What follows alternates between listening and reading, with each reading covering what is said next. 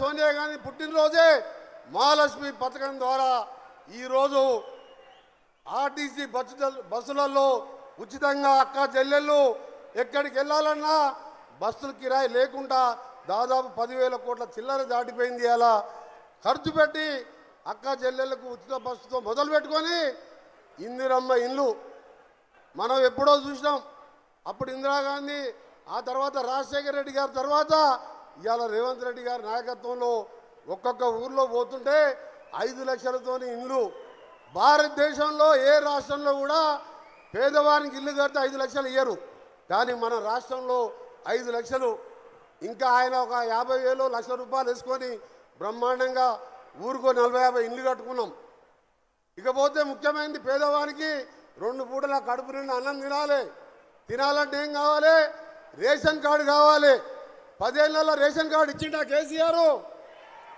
ఇచ్చిండా? Ration card ఇవ్వలే. ఉన్న రేషన్ కార్డు మీద ఎలాంటి బియ్యం ఇచ్చిండు? పశువులకు దానా పెట్టేదో, లేకపోతే రైస్ మిల్లర్లకు అమ్ముకుంటా పాలిష్ చేసి అమ్ముకుంటా అనుకో, మళ్ళీ సప్పో చేసి ఉపవాసం ఉండి ఒక పూట తినక ఉండేది. కానీ ఈరోజు మన జిల్లాకే చెందిన నాయకుడు ఉత్తమ్ కుమార్ రెడ్డి సివిల్ సప్లై శాఖ మంత్రిగా ఇవాళ రేషన్ కార్డు ఇవ్వడమే కాదు, 50 రూపాయల కిలో బియ్యం ఇవాళ నేను మన గౌరవ ముఖ్యమంత్రి రేవంత్ రెడ్డి గారు, ఉత్తమ్ కుమార్ రెడ్డి గారు, డిప్యూటీ సీఎం గారు, వేదిక మీద పెద్దోళ్ళు కోటీశ్వరులు తినే బియ్యంతోనే పేదవాళ్ళు కూడా అన్నం తింటున్నారా లేదా? మీరు తినే అన్నమే మేము తింటున్నారు. మేము ఒకటే అనుకున్నాం, ప్రజాపాలన ఇందిరమ్మ రాజ్యం అంటే పేదలను చూసుకోవాలని. బహుశా ఆ కార్యక్రమం ఏ రాష్ట్రంలో లేదు. దానికోసం ఇవాళ ఆరోగ్యశ్రీ 10 లక్షల కోసం, ఇవాళ ఉద్యోగుల కోసం ఇన్సూరెన్స్ పథకాలు, ఇవన్నీ ఒక ఎత్తు సంక్షేమ కార్యక్రమాలు. ఇకపోతే బాగా ఆలోచించుడు, దేశంలో ప్రపంచంలోనే రోడ్ల యాక్సిడెంట్లో మరణాలు ఎక్కడంటే భారతదేశంలో అది కూడా తెలుగు రాష్ట్రాల్లో ఎక్కువ యాక్సిడెంట్ మరణాలు జరుగుతున్నాయి. మన దగ్గర తెలంగాణలో రోడ్ల పరిస్థితి 10 ఏళ్ల గుంతలు కూడా పూడవలే పోయిన మా దొరగారు. ఇవాళ బాగా ఆలోచించుడు, ఆర్థికంగా ఇబ్బంది ఉన్నా 6,500 కోట్లు స్టేట్ ఫండ్స్తోని శాంక్షన్ చేయడం జరిగింది. అవి పనులు నడుస్తున్నాయి. ఇకపోతే ఇంకా అన్ని రోడ్లు కూడా మండల కేంద్రాలకు వెళ్ళి జిల్లా కేంద్రాలకు డబుల్ రోడ్ వేస్తే అక్కడ ఈ రోడ్ అంటే బస్సో కారో స్కూటరో పోతానికి కాదు, అక్కడ కొన్ని పరిశ్రమలు వస్తే స్థానికంగా ఉన్న చదువుకున్న పిల్లలకు అక్కడే ఉద్యోగాలు ఉంటే తల్లిదండ్రులు చూసుకుంటాడు, వ్యవసాయం చూసుకుంటాడు. రోడ్లున్న దగ్గర భూముల ధర తక్కువ ఉంటుంది కాబట్టి ప్రతి మండల కేంద్రం వరకు డబుల్ రోడ్ వేసే కార్యక్రమం ఏ రాష్ట్రంలో కూడా లేదు. పక్క రాష్ట్రంలో ఆంధ్రప్రదేశ్ అంత పెద్ద రాష్ట్రంలో ఇలా R&B శాఖ 3,000 కోట్లే నడుస్తున్నాయి పనులు. మన దగ్గర 6,500 కోట్లు మనం ఇచ్చినాం.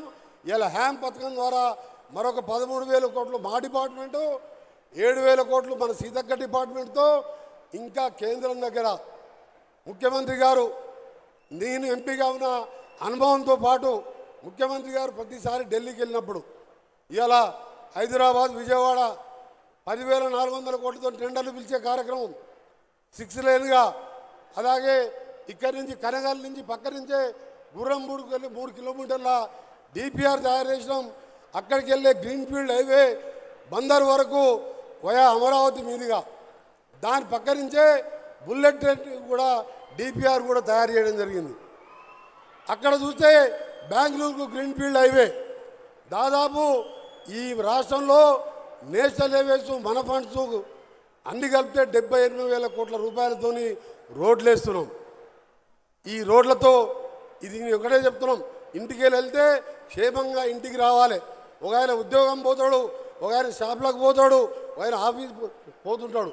క్షేమంగా రావాలని ఇవాళ ఈ రోడ్ల కార్యక్రమం పెట్టుకున్నాం. ఆల్రెడీ పనులు కూడా మొదలైనవి. ఒక ఉన్న TRS పార్టీలో ఇద్దరు బావమూర్తులు, వాళ్ళకి ఏం పని లేదు, ఏదో దిక్కు పేపర్లో రావాలి. టెండర్లు పిలిచినాం, టెండర్లు పిలిచి అది టెండరే ఓపెన్ చేయలే. ఓపెన్ చేయకముందే ఆ పని నాయకుడు ఏమంటాడంటే ఇందులో స్కామ్ జరిగింది అంటాడు. ఏది చేద్దామన్నా కాళ్ళల్లో కట్టబెట్టే విధంగా ఇంత మంచి కార్యక్రమం. ఒక్కటే చెప్తున్నా మిస్టర్, ఇన్నిసార్లు నువ్వు మాట్లాడినావు కదా, నేను ఎప్పుడు ఖండించలే. ఇవాళ చెప్తున్నా, టెండర్ లోపలైనాయి, పబ్లిక్ డొమైన్లో ఉన్నాయి, రేపటికెళ్ళి పనులు నడుస్తున్నాయి. పోయి రేట్లు చూసుకో. నీ మామ అధికారం ఉన్నప్పుడు నువ్వు మీ మంచి ఆర్ఎండ్బి మినిస్టర్గా ఉన్నప్పుడు అప్పటి రేట్లు ఏమున్నాయి, ఇప్పటి రేట్లు ఏమున్నాయి. ఇప్పుడు 15 ఏళ్ళ కాంట్రాక్ట్ మెయింటెనెన్స్ కూడా ఆ కాంట్రాక్టర్ చేయాలి. పచ్చకామర్లోనికి లోకమన్న పచ్చవన్న కనబడ్డాడు. కాళేశ్వరంలో పంపులల్లా దోసుకొని ధరణిలా ప్రతి ఒక్కటి మనను కూడా అట్టే అనుకుంటున్నాడు. కాంగ్రెస్ అంటే ఈ పార్టీ శాశ్వతమైన పార్టీ, పూటకు పేరు మార్చుకునే పార్టీ కాదు. మన టీఆర్ఎస్ ఇవాళ బీఆర్ఎస్, ఎల్లుండి ఏ పార్టీ అంటుంటుంది, హెచ్ఆర్ఎస్ ఉంటుంది. హెచ్ఆర్ఎస్ అంటే హరీష్ రావు రాష్ట్ర సమితి ఉంటుంది. మీకు పార్టీ పేరే, పూటకో పార్టీ మారుతారు. మీకు పార్టీ పేరే పేర్లు మార్చుకునే మీరు మమ్మల్ని విమర్శిస్తారా? బిడ్డ, మీరు అనుకుంటున్నారు ఇవాళ మీరు సొరంగం గురించి ఏం మాట్లాడిండు, కేసీఆర్ గారు ఏం మాట్లాడిండు. 14 ఎలక్షన్ల బస్సు యాత్రలో మా బాలునాయక్ గారు ఉన్నారు. 33 కిలోమీటర్లు అయింది, కుర్చీ చేసుకొని ఇక్కడనే కూర్చుంటా, సొరంగంలో నీళ్ళు తెప్పిస్తా, అప్పటి వరకు ఇడికెళ్ళి జరగా అన్నాడు. కూర్చేటికెళ్ళిందో ఒక్కసారి సొరంగం దగ్గరకు వచ్చి చూడడం లేదు. కానీ మన గౌరవ ముఖ్యమంత్రి, గౌరవ పెద్దలు, మా సోదరుడు ఇరిగేషన్ శాఖ మంత్రి, మన జిల్లా వాస్తవుడు నన్ను పిలిచి, నువ్వు ఆ రోజు పట్టుబట్టి పులిచింతలకు 3వ పంటకు నీళ్ళు ఇస్తుంటే నువ్వు అడ్డం పోయినావు. ఈరోజు రాజశేఖర్తో కొట్లాడుకొని తెచ్చుకున్నావు. నువ్వు అమెరికా పోయి ఆ బేరింగ్ తీసుకురా అని నాకు ఎంటబడి పంపించి ఆ బేరింగ్ తీసుకొచ్చినాం, ఫిట్ చేసినాం, స్టార్ట్ చేసినాక ఎవరు కన్ను పడో దుర్మార్గుల కన్ను, అది దురదృష్టవశాత్తు కూలిపోయి 8 మంది ప్రాణాలు పోవడం చాలా బాధాకరం. దానికి నజరు పడ్డది.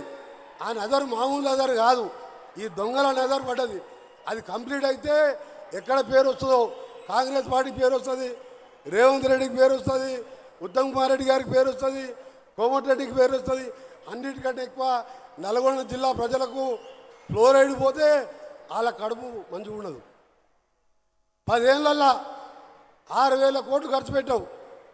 మిషన్ భగీరథ, ఏ ఊళ్ళో మిషన్ భగీరథ నీళ్ళు వస్తున్నాయా? నల్లా నింపగానే నీళ్ళు వస్తున్నాయా? నల్లా ఇప్పే నీళ్ళు రాకపోతే ఓటు అడిగాను.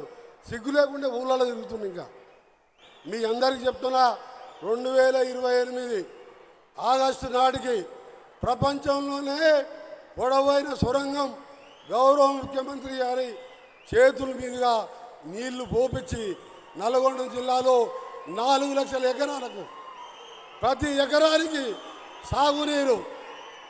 ఆ నీళ్లు మన శ్రీశైలంలో కరువు వచ్చినా తక్కువ నీళ్లున్నా మనకి నిరంతరంగా నీళ్ళు వస్తాయి. ఫ్లోరైడ్ కూడా తగ్గి మంచి వాటర్ పెరుగుతాయి.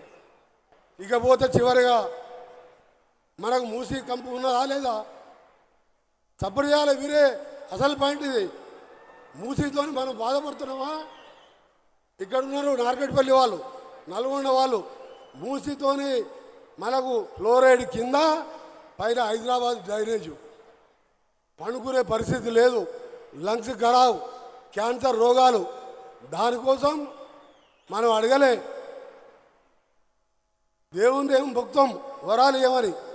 ఇవాళ 30 లక్షల మంది ఎవరు పోయి ముఖ్యమంత్రి గారిని ఆ మూసి బాగు చేసి మంచినీళ్ళు వచ్చేట్టు చేయని చెప్పి అడగలే మనం.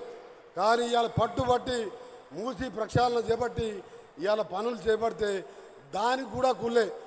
మిస్టర్ కేటీఆర్, కేసీఆర్, కిషన్ రెడ్డి గారు ఒక్కసారి వచ్చి మా నగరికలు మూసి దగ్గర మా వీరేశం గారు టెంట్ వేస్తారు, పండుకో. అంబర్పేట కాడ ఏసీ రూమ్లో పండుకున్నట్టు కాదు, నగరికల్ కాడ పండుగో.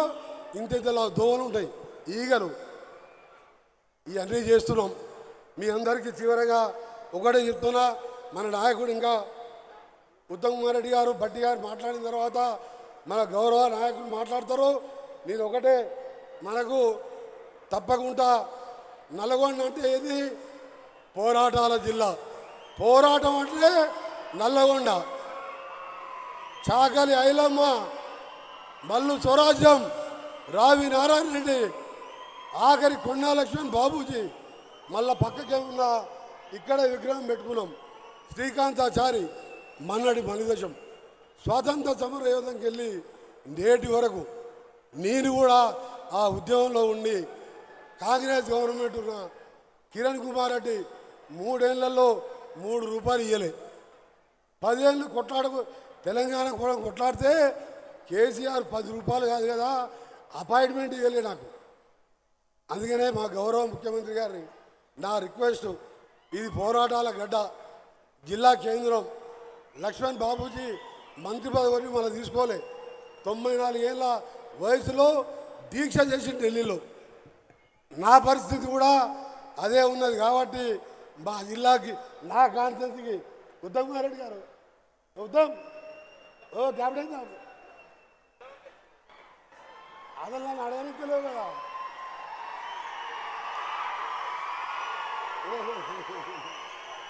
మా ఉత్తమ్ కుమార్ రెడ్డి గారు అసలు నా డిమాండ్ చెబుదామంటాకే మన ముఖ్యమంత్రి గారిని మాటలలో పెట్టిండు. ఏడ శాంక్షన్ చేస్తున్నాడు వెంకరెడ్డి గారి. అందుకనే చెప్తున్నా, మా గౌరవ ముఖ్యమంత్రికి రిక్వెస్ట్, తెలంగాణ ఉద్యమంలో నాకైతే సాటిస్ఫాక్షన్ ఉన్నది, తెలంగాణ వచ్చింది. కానీ నా కాన్స్టిట్యూన్సీ 3 ఏళ్ళు కిరణ్ కుమార్ రెడ్డి కేసులు కూడా పెట్టించి నా మీద నిధులు ఇవ్వలేదు. 10 ఏళ్ళు అయితే ఈ రాక్షసుడు దొరగారు అసెంబ్లీలో ఆ స్వామివాడు నేను కొట్టిందే లేదు, నా పదవి వీకేసిండు. అప్పుడు పంచలేవు. ఈ 2 ఏళ్ళకెళ్ళే మీరిచ్చిన నిధులు నీ దాంతోనే ఇలా వేగవంతం చేస్తున్నాం. కార్పొరేషన్గా చేసినందుకు మీకు ప్రత్యేకంగా మా కార్పొరేషన్, మా మేయర్, డిప్యూటీ మేయర్ తరఫున మీకు ధన్యవాదాలు తెలియజేసుకుంటూ, తెలంగాణలో హైదరాబాద్ తర్వాత అండర్గ్రౌండ్ డ్రైనేజ్ ఉన్నది ఒక నల్గొండ కార్పొరేషన్ మాత్రమే. దానికి ఒక 300 కోట్ల రూపాయలు ఇస్తే టోటల్ కార్పొరేషన్ వితిన్ 6 మంత్స్లో అయిపోతుంది. ఒక 20 కోట్లతోని 50,000 జనాభా ఉన్న మా ముస్లిం సోదరీమణులు ఎప్పటికెళ్ళో ఒక షాదీఖానా కావాలంటారు, దాన్ని శాంక్షన్ చేయాలని. నేను ఎక్కువ డిమాండ్ పెట్టా, నాకు రాష్ట్ర ఆర్థిక పరిస్థితి తెలుసు. అందుకనే ఇది కంపల్సరీ కాబట్టి మీరు రిక్వెస్ట్ చేస్తూ మా ఉత్తమ్ కుమార్ రెడ్డి గారికి, డిప్యూటీ సీఎం భట్టి గారికి, గౌరవ ముఖ్యమంత్రికి ఏఎంఆర్ కాలువ 40 ఏళ్ళ కింద రామారావు కాలువ తీస్తే చంద్రబాబు నాయుడు గారు దాన్ని మెయిన్ కాలువ తీస్తే డిస్ట్రిబ్యూటర్స్ అని నేను కంప్లీట్ చేసిన. అది 8 మీటర్లు ఉండేది, 16 మీటర్లు అయింది. దానికోసం లైనింగ్ కోసం 450 కోట్లు శాంక్షన్ చేసినందుకు గౌరవ ముఖ్యమంత్రి గారికి, మా నాయకుడు, మా అన్నగారు కెప్టెన్ ఉత్తమ్ కుమార్ రెడ్డి గారికి, ఫైనాన్స్ మినిస్టర్ గారికి కృతజ్ఞతలు. ఇంకొక 500 కోట్లు ఇస్తే టోటల్ లైనింగ్ అయిపోతుంది. సొరంగం కంప్లీట్ చేయండి. చివరిగా పోయినసారి 11 సీట్లు ఎవ్వరు కూడా